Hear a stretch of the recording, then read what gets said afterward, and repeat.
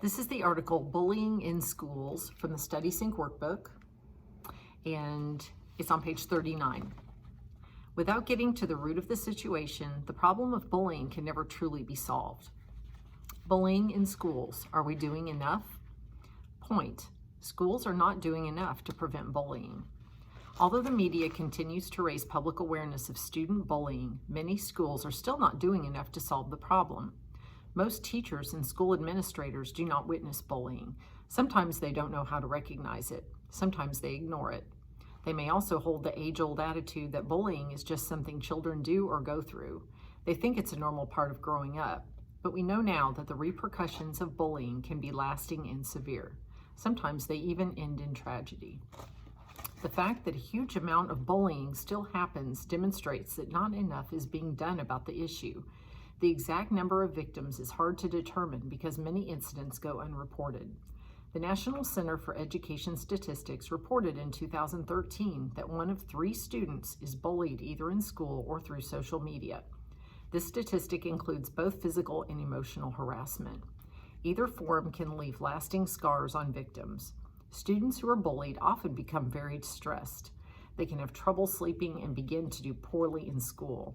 Furthermore, victims are at a greater risk of suffering from low esteem, anxiety, and depression. These effects can even continue well into adulthood. One way in which schools are failing to keep pace with the problem is inadequately supervising school property. Bullying usually happens in unsupervised areas like bathrooms, cafeterias, and school buses. The simplest solution would be for schools to put teachers, monitors, or aides in these areas. Unfortunately, many schools do not have enough staff to ensure that these areas are supervised. An even harder venue to monitor for bullying is the internet. Cyberbullying, or bullying that happens over social media, is often extremely hard to track. It is easy to delete comments or pictures before authority figures can see them. In many cases, there is little evidence to go on. Students, teachers, and administrators all need to be educated about how to deal with the challenge of cyberbullying. There are not currently enough programs that address the issue. Most schools also do not have a clear procedure or policy for investigating bullying. This means that if a victim is brave enough to come forward and ask for help, he or she often does not receive it. This is because administrators and authorities do not have a set path for examining the situation. They do not have a plan for ending harmful situations. In addition to educating teachers and administrators about bullying, schools need more programs to help students themselves address the problem. Top-down approaches that simply dole out punishments for bullies are not enough to solve the problem. Students need to be taught more about the ways their words and actions can hurt others. They also need to learn that cases of bullying are often more complex than a perpetrator and a victim. Often, a situation of perceived bullying is actually made up of several smaller events. Different students may have played different roles. A student may be bullied one day and become the bully the next. These complicated interactions and behavior can make it difficult to find a situation that will satisfy all parties.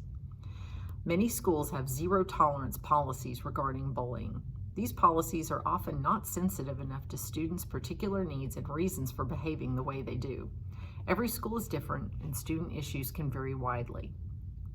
Teachers and administrators need to listen carefully to students' problems and perceived injustices and be sensitive to them.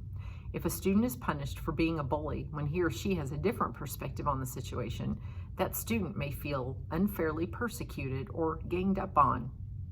Casting bullies as one-sided villains can be just as damaging to a student as being bullied.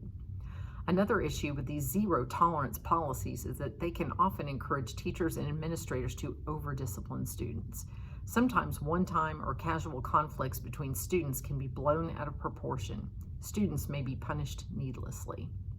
We need more policies and programs in place to educate students, teachers, administrators, and parents about what bullying is and how to recognize it. Policies and programs need to show how to end bullying and, most importantly, what causes it. Most schools that do have anti-bullying strategies only deal with the surface of the problem. They don't address the underlying causes. Without getting to the root of the situation, the problem of bullying can never truly be solved. This is the counterpoint on page 41. Some of the effort needs to be made on the part of the parents.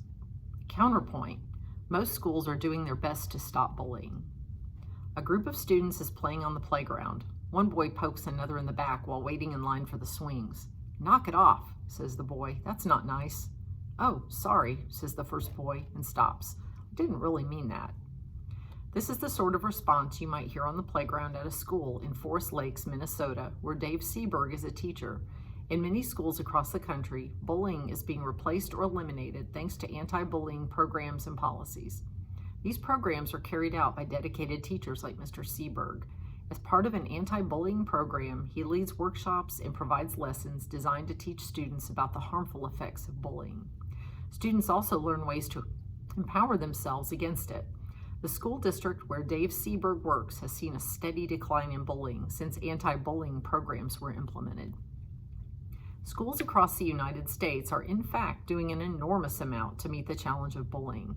As the media has heightened awareness of the issue, the attention devoted to solving the problem has been growing steadily.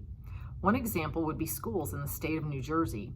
The first law against bullying in New Jersey schools was passed by the state legislature a little more than a decade ago. Within a few years, school districts were required to appoint an anti-bullying coordinator in every school. Today, according to the Asbury Park Press, each New Jersey school district spends more than $30,000 a year on supplies, software, additional personnel, and staff and teacher training devoted to anti-bullying measures. How many school districts are expending this kind of effort? Certainly many hundreds. More than 45 states currently have laws on the books that direct school districts to adopt anti-bullying programs. Organizations from the National Education Association to the National Association of Student Councils are developing initiatives aimed at preventing bullying. What exactly do school programs to prevent bullying do, and how do they work? There is no one single profile. A New Hampshire law states that all school staff must be trained to know what bullying looks like. People learn to spot the signs, and those who see bullying must report it. In Midland, Texas, police officers visit the schools to let students know that bullying is a crime. A school district in Miami, Florida has implemented several anti-bullying programs, including Challenge Day and Girls Day Out. Girls Day Out teaches girls how they can deal with social issues in a positive way rather than resorting to bullying. When it comes to cyberbullying, it can be extremely difficult for a school to monitor and police students' activity on social media. Some of the effort needs to be made on the part of the parents. When parents take an active role in their children's social media usage, it becomes much easier to keep track of what's going on. Also, students are less likely to cyberbully if they know their internet activity is being supervised and they are being held accountable for their actions.